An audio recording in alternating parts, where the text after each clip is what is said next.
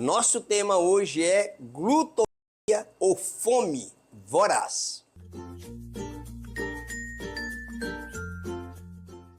A glutonaria fazia parte da cultura romana. Os romanos, nas épocas de festas ou banquetes, comiam até se empanturrarem e depois ia para um lugar chamado vomitório e vomitavam tudo que comiam. E depois retornavam aos banquetes para se empanturrarem de novo. Era quase uma religião se entupir de comidas acompanhados de muito vinho em homenagem ao deus Baco, que é o deus do vinho, da festividade, da fertilidade, do êxtase religioso. Inclusive a palavra bacanal faz referência ao deus Baco. As farras alimentares e as bebedeiras que viravam semanas eram uma forma de prazer e felicidade. Os poderosos da época se esbaldavam ainda mais no pecado da gula. E hoje não mudou muita coisa não. Outra herança da cultura romana são duas doenças psiquiátricas. A bulimia, a palavra que vem do grego bous, boi, e limos, que é a fome, ou seja, fome de boi ou fome devoradora, que é um distúrbio mental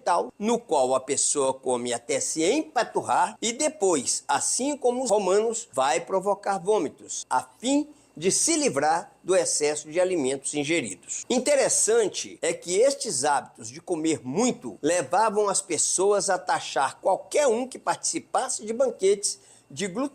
Um exemplo disso era a birra que algumas pessoas na era cristã tinham de Jesus, pelo motivo dele ser convidado o tempo todo para almoçar ou jantar nas casas das pessoas que o admiravam. E é lógico que ele aceitava, Jesus era bom de garfo. Por causa disto, ele era taxado de glutão. Isto está registrado nos livros de Mateus 11:19, Lucas 7:34, 36, que citam Jesus como glutão e beberrão de vinho. Diziam eles: eis aí um glutão e um beberrão de vinho. As comemorações do Natal e do Ano Novo, a partir da era cristã, por causa da comilança, nos leva a pensar que além da comemoração religiosa, há uma influência herdada da era do Império Romano. Por causa de quê? Dos costumes, hábitos e o modo de vida daquele tempo trazidos para os dias atuais. Uma curiosidade: o guloso e o glutão tem até o dia deles, dia 26 de janeiro, que é considerado como o dia da gula, que é um dos 7 pecados capitais, formalizado pelo Papa Gregório Magno e São Tomás de Aquino. Na realidade, a data serve de alerta contra a glutonaria por ser considerado pecado. Porém, o povo não está nem aí, desconsidera o alerta e cai na farra. Compulsão alimentar é um transtorno psiquiátrico em que a pessoa come grandes quantidades de alimentos em um curto período de tempo, com dificuldades de parar, mesmo se sentindo saciado. Quem sofre de compulsão alimentar muitas vezes come pouco em festas ou perto das pessoas, mas quando chega em casa se mata de comer. Come escondido, não sei de quem.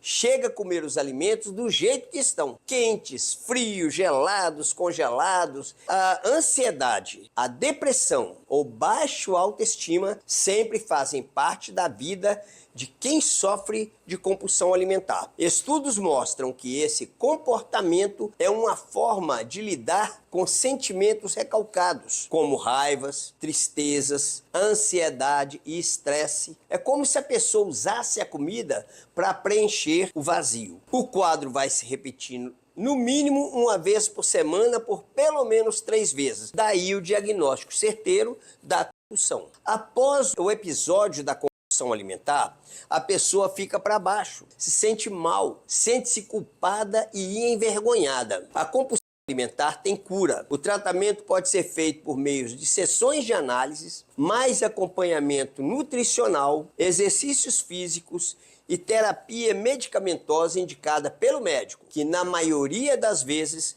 identifica a compulsão imediatamente por causa do sobrepeso ou pela obesidade observada no paciente. E também algumas alterações psicológicas, como a não aceitação do eu, preocupação com o que os outros dizem e histórias de bullying. A outra doença é a anorexia nervosa, que ao contrário da bulimia, é uma fobia alimentar ou o que nós chamamos de fagofobia, do grego phagos, que é comer, mais fobia, que é o medo irracional, ou seja, medo irracional de comer. Transtorno que afeta sempre os jovens, a busca da silhueta magra. A bulimia e a anorexia são irmãs gêmeas, andam de mãos dadas. O que muda é o modus operandi. Falarei desses dois temas em outro vídeo. É bom assistir. É bom entender que a obesidade não é sinônimo de compulsão nem de transtorno alimentar.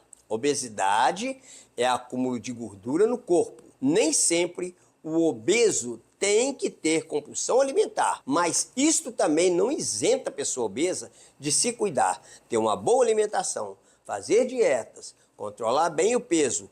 Isto se chama zelo pela saúde. Obrigado e até breve.